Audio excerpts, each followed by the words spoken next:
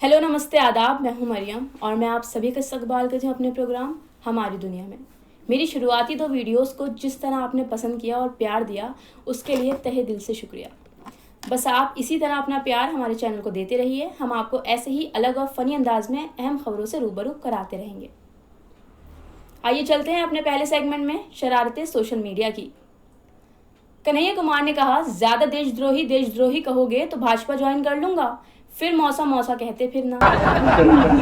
चलो, माना कि साहब ने गरीबी देखी है, पर अब ये क्या जिद है कि पूरे देश को दिखाएंगे। हाथ धोने का अभ्यास जारी रखिए, अभी बहुत सी चीजों से हाथ धोने हैं।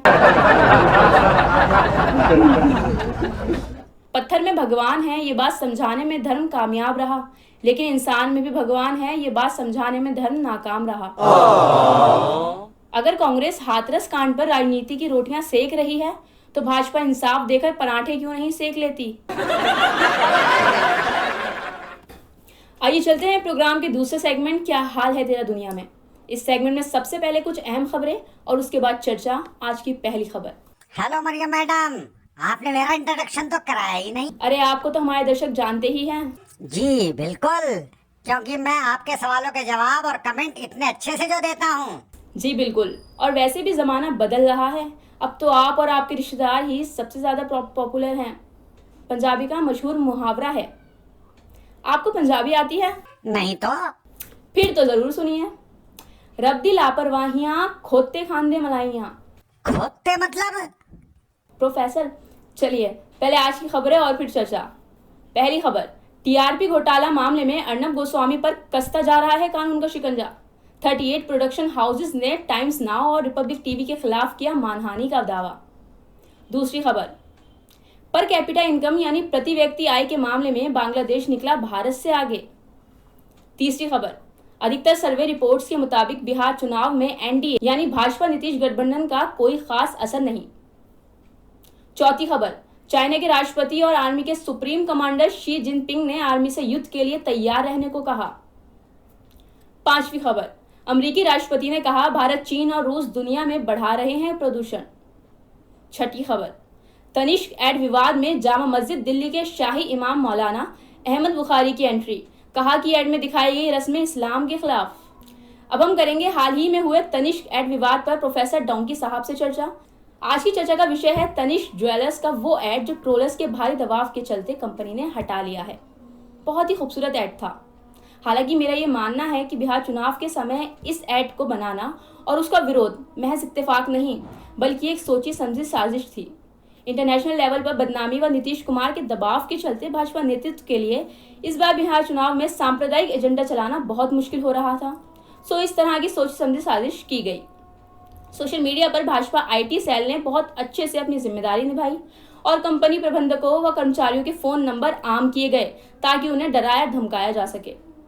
इस तरह भाजपा नेतृत्व ने एक तीर से 2 शिकार करने की कोशिश, एक बिहार चुनाव में सांप्रदायिक पोलराइजेशन यानी ध्रुवीकरण, दूसरा उत्तर प्रदेश में हाथरस कांड से उभर रही दलित अधिकारों की आवाज को दबाना। सो कॉल्ड सेक्युलर मीडिया ने भी इस मुद्दे पर भले ही पॉजिटिव रिपोर्टिंग की हो, लेकिन जाने अनजाने वो भी भाजपाई रणनीति को ही आगे बढ़ाती नजर आई। गोदी मीडिया तो बहरहाल अपने आकाओं के लिए इस मुद्दे पर जहल उगल ही रही थी।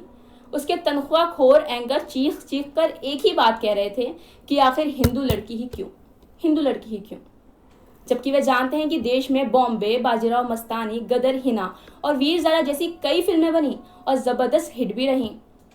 मजे की बात यह है कि एक भारतीय हिंदू फौजी और पाकिस्तानी मुस्लिम लड़की की प्रेम कहानी पर बनी स्वर्गीय यश चोपड़ा जी की शानदार मूवी को पाकिस्तान में भी जबरदस्त कामयाबी मिली।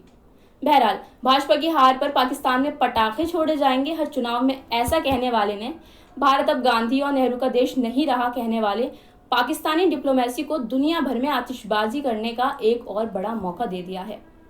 और अब दिल्ली जामा मस्जिद के शाही इमाम ने एड में दिखाई गई रस्मों को गैर इस्लामी कहकर नफरत की नारंगी आग में हरा रंग डालने की अपनी पुरानी ड्यूटी को बखूबी निभा दिया है। आइए इस मुद्दे पर चर्चा करते हैं प्रोफेसर डोंकी से। प्रोफेसर साहब, आपकी क्या राय है? सबसे पहले तो मैं ये कहना चाहूंगा, आप सिर्फ बीजेपी को लेकर ही इतनी एग्रेसिव क्यों हैं? क्या बाकी राजनीतिक पार्टियां और उनके नेता दूध के धुले हैं? नो नो नो, बिल्कुल नहीं है, ऐसा बिल्कुल नहीं है। मेरा विरोध और समर्थन दोनों सिर्फ और सिर्फ मुद्दों पर है। लेकिन मैं तो देख रहा हूं कि आप सिर्फ भाजपा नेताओं को ही निशाना बनाती हैं। क्या भाजपा में कोई भी नेता अच्छा नहीं है? क्या सेक्युलर होना मतलब कांग्रेसी होना, वामपंथी होना, यानी गैर भाजपाई होना है? बिल्कुल नहीं। मेरा मानना है कि भाजपा हिंदुत्व के अपने एजेंडे के साथ भी सेक्युलर हो सकती है। मेरे लिए सेक्युलरिज्म का मतलब अपना धर्म छोड़ना बिल्कुल नहीं है। मैं आपकी इस बात से सहमत हूँ, लेकिन आपके पिछले 2 प्रोग्राम भाजपा विरोध में थे, इसलिए मैंने ऐसा कहा। तो क्या ईमानदार होने की ये शर्त होती है कि मैं मोदी सरकार के किसी भी फैसले की आलोचना ना करूं? नहीं नहीं, मैंने ऐसा तो नहीं कहा। देखिए, मेरे प्रोग्राम में भाजपा या मोदी विरोध महज एक इत्तेफाक है। वो इसलिए कि अभी जो हॉट इश्यूज हैं उनका ताल्लुक मौजूदा सरकार और भाजपा से है। और रही बात भाजपा में अच्छे नेताओं की, तो यकीनन भाजपा में कई बहुत अच्छे नेता हैं। मिसाल के तौर पर रक्षा मंत्री श्री राजनाथ सिंह, नितिन गडकरी जैसे बहुत नेता, और स्वर्गीय अटल जी, सुषमा स्वराज जैसे बहुत से अच्छे नेता भी रहे हैं। पीएम मोदी जी की निर्णय लेने की क्षमता की मैं प्रशंसक हूँ, और केवल मुझ पर फोकस करो कि मानसिकता के चलते संगठन से बड़ा हो जाने और भारतीय जनता पार्टी को मोदी जनता पार्टी बना डालने की आलोचक भी। रही बात कांग्रेस की, तो सच ये है कि राहुल गांधी अभी तक मुझे अपनी किसी भी राजनीतिक निर्णय से प्रभावित नहीं कर पाए। शायद आगे चलकर वो खुद को साबित कर लें। रही बात उनकी पार्टी कांग्रेस के नेताओं की, तो अभी तक सबसे ज्यादा इसी पार्टी के लोग भाजपा में शामिल हुए हैं। देश हित में? जी, दल बदल तो सदा देश हित में ही रहा है। अब आप हमारे दर्शकों को बताएं, बिहार चुनाव को आप किस तरह देख रहे हैं?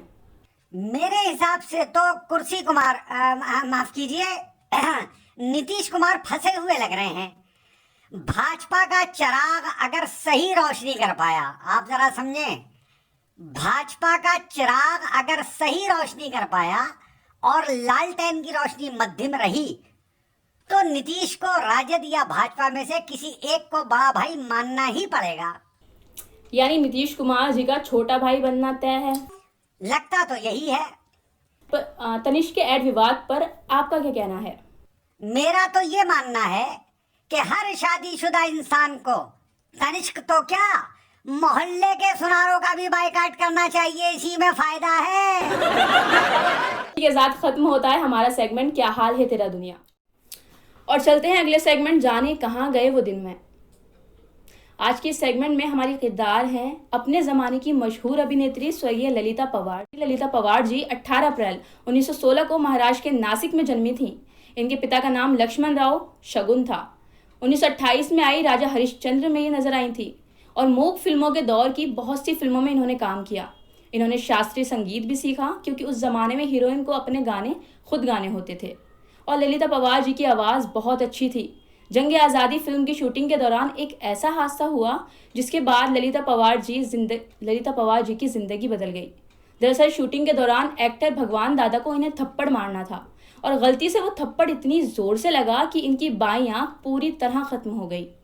और सिर्फ 25 साल की ललिता पवार को अपने हम उम्र हीरोज जैसे राज कपूर, देव आनंद और दिलीप कुमार की मां के रोल करने पड़े। ललिता पवार जी को बहुत से अवार्ड्स मिले। ललिता पवार की मृत्यु 24 फरवरी 1998 में महाराष्ट्र के पुणे शहर में हुई। हिंदी सिनेमा प्रेमी स्वर्गीय ललिता पवार जी को कभी नहीं भूल सकते। 9W चैनल इस महान अदाकारा को श्रद्धांजलि पेश करता है। इसी के साथ चलते हैं अपने प्रोग्राम के अगले सेगमेंट आज के अशार की तरफ। इस सेगमेंट को पेश करेंगे जनाब शादाब साहब। धर्म के संबंध में आपकी बहुत सारी वीडियोस को 9W चैनल पर देखा जा सकता है। आज के शायर हैं, बल्कि यूँ कहिए शायर भी हैं, सरकार शाह नियाज बेनियाज कुद्दुस सिर्रहू। आप चिश्तिया सिलसिले के मारूफ बुजुर्ग हैं और सिलसिला नियाजिया के बानी भी। उत्तर प्रदेश के बरेली शहर में आपका आस्थाना आलिया है, जिसे खानकाह नियाजिया कहा जाता है। आपकी आल ने, आपकी औलाद ने जिस शान बान के साथ नियाजिया सिलसिले को जारी रखा है, उसकी मिसाल बहुत कम देखने को मिलती है। एक तरफ अहले बैत की शान में आपके उर्दू फारसी कलाम बेमिसाल हैं, तो दूसरी तरफ मुर्शिद से मोहब्बत का जो मुकाम मुरीद को कमाल बख्शता है, उसकी तालीम भी आपके कलाम से हमको मिलती है। आइए सुनते हैं सरकार शाहनियाज बेनियाज कुद्दुस रहू की एक मशहूर उर्दू गज़ल, जिसमें आपने हमें क्या उम्दा तालीम अता फरमाई है। आप फरमाते हैं, ए दिल कहीं ना जाइयो, ए दिल कहीं ना जाइयो, जिन्हार देखना, जिन्हार, खबरदार, कभी नहीं, होशियार। ए दिल कहीं ना जाइयो, जिन्हार देखना, अपने ही बीच यार का दीदार देखना। आप फरमाते हैं, ए दिल कहीं बाहर नहीं जाना यार की तलाश में, खुदा की तलाश में। आप जैसे ही बाहर गए गोया चूक गए। तसव्वुफ में खुदा को बाहर ढूंढना चूकना है, क्योंकि जो आपकी शहरक से ज़्यादा करीब है उसे ढूंढने के लिए आप कहाँ जाएंगे। सरकार इसीलिए फरमाते हैं, ताकीद करते हैं, ए दिल कहीं ना जाइयो, जिन्हार, खबरदार, नेवर, कभी नहीं। ए दिल कहीं ना जाइयो, जिन्हार देखना, अपने ही बीच यार का दीदार देखना। आगे फरमाते हैं, नैरंगियों से यार की हैरान ना हो जियो। नैरंगियों से, जो रंग बिरंगापन है, कभी खुशी है, कभी गम है, कभी तकलीफ है, कभी आराम है, ये जो बेपनाह रंग हैं उसके, वो उसी के रंग हैं सारे के सारे। कभी हैरान मत हो जाना। तो नैरंगियों से यार की हैरान ना हो जियो, हर रंग में उसी को नमूदार देखना, हर रंग में उसी को नमूदार देखना। आगे फरमाते हैं, ए दिल खुमारे इश्क में यूं खेलियो संभल। ए दिल, जब तुझे इश्क हो जाए मुर्शिद से और उसकी मस्ती तुझ पर छाने लगे, उसका खुमार तुझ पर छाने लगे, तो बहुत संभल के खेलना, याद रखना। ए दिल खुमारे इश्क में यूं खेलियो संभल, बाजी न दी जो हार मेरे यार देखना, बाजी न दी जो हार मेरे यार देखना। ऐसा होता है कि इश्क में आशिक बेतकल्लुफ हो जाता है, अदब का दामन छूट जाता है। तो सरकार ने यहाँ पर चेताया है, होशियार किया है, चेतावनी दी है, खबरदार किया है कि ए दिल, जब इश्क का खुमार छा जाए तुझ पर तो उस वक्त बहुत ज़्यादा संभलने की ज़रूरत है। कहीं ऐसा ना हो कि जीती हुई बाजी तू हार जाए। ए दिल खुमारे इश्क में यूं खेलियो संभल, बाजी न दी जो हार मेरे यार देखना।